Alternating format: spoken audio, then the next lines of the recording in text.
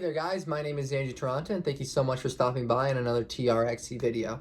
So first off, before I get right into it, I want to thank you once again, all the new subscribers and all the subscribers who keep coming back to the channel and staying up to date with all the information I had to give you. I really appreciate you guys, the comments you give me about Trxc, and I'm going to keep doing as much research as I can about this company and really just kind of talk to you guys and really, break things down as the best I can each and every week. So I'm excited to kind of do that with you guys. Like I said, join the Discord. I'm there all the time, talking and, bringing up my thoughts on things. And there's also a lot of other really great people who also do that too. So with that being said, I do want to bring up some news about Trxc and Robinhood. So obviously we're all aware of what happened with Robinhood and what happened with the whole GameStop, AMC stuff. There was just in case you haven't, there's no way you haven't unless you're living on a rock, but just to give you my explanation is essentially there was a short squeeze that had occurred. A short squeeze is when people who borrowed a stock are now buying the stock or giving it back to the brokerage. And they have to get out of those positions quickly, which then causes the stock to rise, and that's called a short squeeze.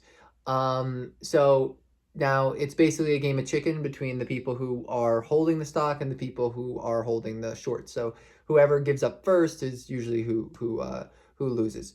So with Robinhood, GameStop, all of these, or not Robinhood, GameStop, with AMC, GameStop, Nokia, BlackBerry, they all had these tremendous jumps up kind of for no real specific reason. We're not going to sit here and say that GameStop deserves to be $400 a share. Okay, no one's going to sit here and say that. Everyone knows that what's happening is completely ridiculous, and it's something that just is very stupid, very dumb. Okay, very dumb. So listen, you can, whatever, ideology, stick it to the man, we're going to the moon, right? We're all around making money, right? But let's say, honestly though, does GameStop deserve that much money? Does it deserve, would it be better than investing in Trxc, which is a company that is revolutionary robotic surgery?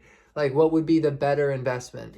Honestly, from a moral standpoint, it's not even, it's kind of all right. It's a lot of people basically getting other people to get into it, and that pumps the stock up, and then they end up selling and then taking profits and doing it over and over again. Now, with that being said, obviously, right, maybe there is, I could even understand the case with Robinhood saying, okay, let's do this to GameStop. It's ridiculous. I totally get you, man. Overnight success. But what are we talking about with Trxc? Trxc is a fantastic value investment. This is a company that has a bull argument stronger than any bear argument out there. Obviously, there's bear arguments out there, but this bull argument runs right over it. And you're going to sit here and tell me, that it needs to be restricted, that too many people are doing well on it? That annoyed me. That annoyed me. That is what changed my view of things. And I started thinking to myself, okay, Robinhood is kind of the worst, because what they're doing is essentially saying, if you make too much money too quickly, we are going to limit the amount of money you can make.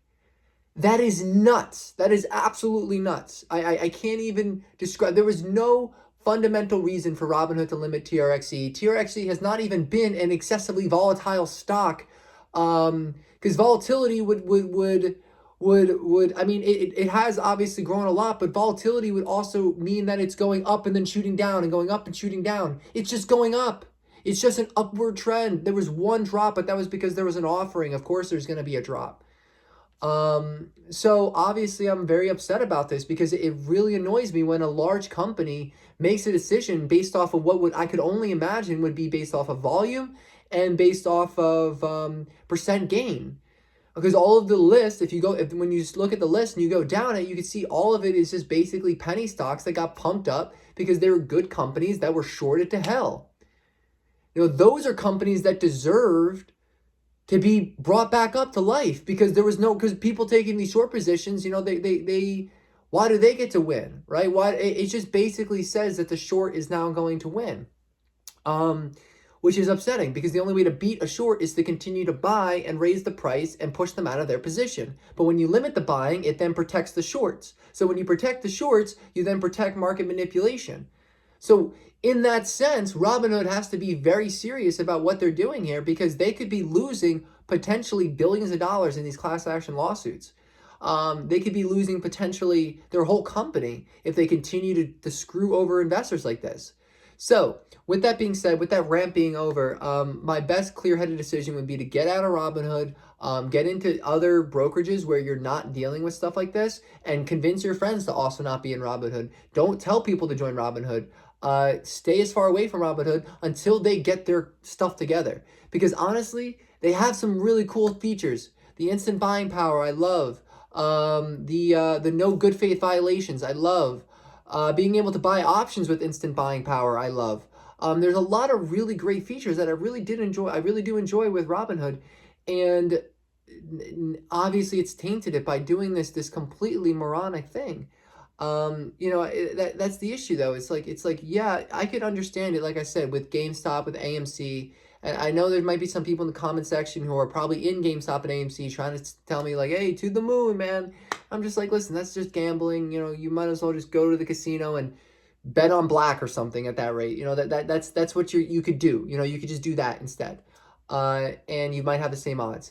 But when we talk about Trxc, I made that investment because I knew it was a great investment. I didn't make that investment because I went on some Reddit and everybody was screaming about pumping it up. I don't buy on the green. That's the name of my channel, is value investing. That's the reason for me making this YouTube channel, was to promote value investments. I don't promote Trxc because I want everyone to buy it. As a matter of fact, it would be really cool if people were to sell it, because then I get it at a lower price. But I want to bring up this point because, not that I'm worried about the stock, by the way. I want you guys to be aware of that. And I know it's 7 minutes in and I'm kind of just bringing this up, but I'm not worried about the stock. I don't think this is going to impact the stock itself. But what it is going to impact is, it impacts my trust in the app, and it impacts my ability to navigate on the app with this stock, because I simply can't buy that many shares now. You're only allowed to buy 5 shares, and you're still and you have the same limitations with option contracts on aggregate. So with only 5 shares being able to purchase, it's absolutely nuts. That's something you really want to think about. So they really did limit the buying, and they limited, the ability for people to seize control of their finances and seize control of a great opportunity. And you know who I bet is going to be able to get as many shares as they want? Of course, it's going to be the hedge funds. So listen, do I think this is going to impact? If you're holding Trxc right now, the most important thing you can do, honestly, is hold. Especially if there are going to be shorts in the stock, the best thing you can do is hold. Now it's going to be more difficult to buy in the dips, but at least you can still hold. That's going to be my position. I've been forced into a hold position just because now I can't buy. But you know that I will be switching over brokerages, or at the very least, putting new money slowly into a new brokerage, and closing out positions, opening new positions and whatnot like that, and kind of growing it through that way, which might be which isn't a bad idea either. So yeah, that's basically the meat, the potatoes of everything that went down. It's really nuts. Obviously, I'm gonna put links in the description with the articles. Join the Discord. We can have a chat there. I don't think this is gonna impact the stock, so I'm not too worried about the stock price. But obviously it might. With Nokia and BlackBerry and all of those companies just kind of getting pumped up. So, after hours, we are seeing movement, but that is still something we have to, consider, given everything that we know. So with that being said, thank you so much for stopping by. And if you have any questions, please join the Discord, leave a comment, like, subscribe, you know the deal. Adios. Have a great rest of your day, guys.